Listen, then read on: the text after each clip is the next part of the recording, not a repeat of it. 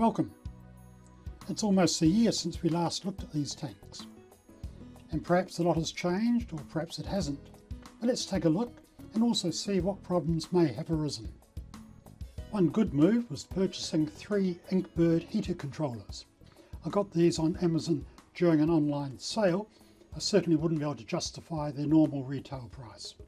Really happy with these, as I can now control the temperature of my 3 larger tanks to within half a degree. Although I might just make that a 1 degree fluctuation, as I think that provides a bit more variety for the fish. Let's start with my black community tank. This footage is a year old and shows that the plants, although established, have yet to thicken out. The tank was really set up for smaller fish, and I have the likes of honey gouramis, cherry barbs, tetras, harlequins, and in there also some albino catfish, and you'll see there ghost catfish. Something I didn't see very often were the coolie loaches that I have. I'd also introduced 2 adult pearl gouramis, and these make a very graceful and colourful addition.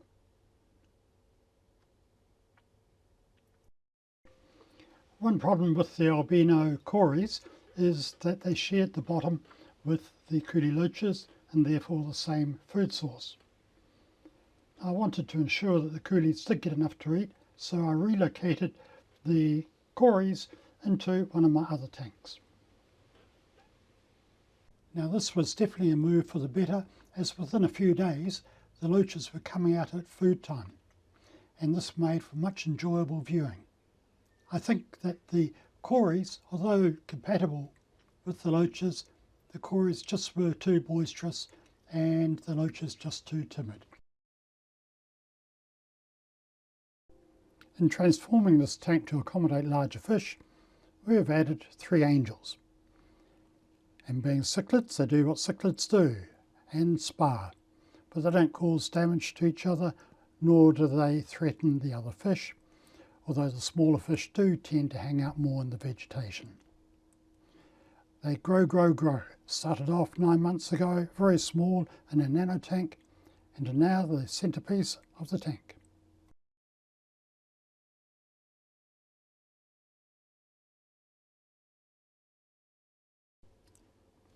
I've been running a small canister filter with this tank, which has a fairly slow output, but the tank is equipped with this overhead sump or trickle system. So I've connected the outlet to the inlet of the overhead system. So now the water will go through all this extra media. That gives me a bit of a buffer for if I want to increase the number or size of fish. Not something I really need, but I'm putting it to use and I feel happy about that.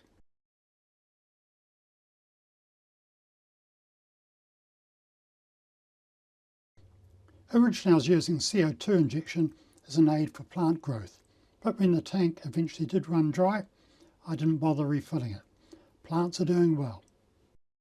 I've been thinning out a lot of the stem plants as they were getting too dense, whereas the Balensae crypts have been growing tall and are a good companion for the angels as they can swim through them. I've got a lot of the standard crypts in one corner, and these are good for the smaller fish to shelter under. I have 1 power head, and I find the ghost catfish particularly like to sit in that flow and catch food at feeding time.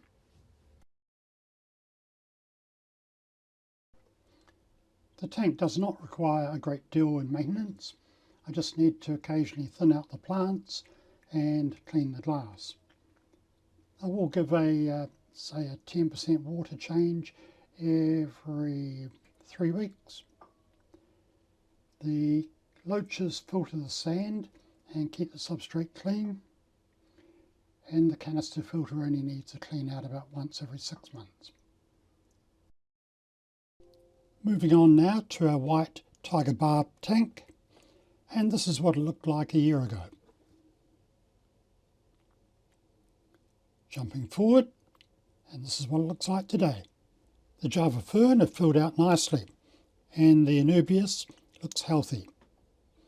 Overall, very happy with this tank. Once again, it doesn't seem to require a lot of maintenance. We do have a canister filter, and we've done the same as we did with our black tank. I've got the outflow connected to the overhead trickle system. A power head is set up to a timer on the back of the tank, and this just circulates anything which might accumulate on the substrate. One good thing about the tiger barbs is that they will feed off the bottom and scoop up any leftover food. I've got a couple of Danios in there which I've had for over 3 years, and they're starting to show their age. As well as the tiger barbs, there are also a pair of ruby barbs.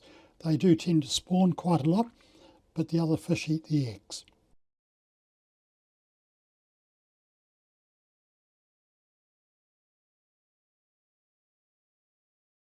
A year ago, all 3 of my nano tanks were sporting dirted substrates. One good thing about a dirted substrate is once the plants get their roots into it, they take off, and you're then faced with having to keep them cut back to control the growth. The second pair of ruby barbs that were in the white tank were getting their fins nipped, so I relocated them here, and that worked out quite well, although they've since taken up nipping each other's fins. So I just have to keep an eye on that. They fit in well with the rasboras and the albino cories. The original light of my Fluval Flex died, so I'm using one from the AquaOne tank. Plants are certainly taken off, and these crypts are going wild, and I'm just letting them do that. There is a rock there in the middle somewhere. I have a female beta. The water flow is not normally as strong as this, but it does have on its head something which is like a cancerous skin growth. It's now starting to spread, so I'll have to have another look at what treatments are available for it. It gets on well with the albino cories. My third nano has some water lilies planted in one corner and is home for a group of 4 sparkling gouramis, which make an interesting croaking noise at night. I'd possibly like to get a few more of these, maybe some females as well, just to see if they did any breeding in the tank. Next we move on to my river tank, which was a project I did complete, but I failed to provide a home for my Borneo suckerfish, and unfortunately none survived. The project had its ups and downs. The tank developed a lean, which was not easy to rectify. It also started dripping water from the top corners. Now this appears to be a design or manufacturing flaw, but eventually I got on top of that. However, my little grow out tank that I was using for the fry that I was finding in the river tank toppled over and the back of it smashed, resulting on wet carpet. That was not a happy day. And to top it off, I was plagued with cyanobacteria for many months, and there's still traces of it. So many things went wrong with that project that I need to devote a video to cover them, and I'll do that next, and hopefully get that out this month.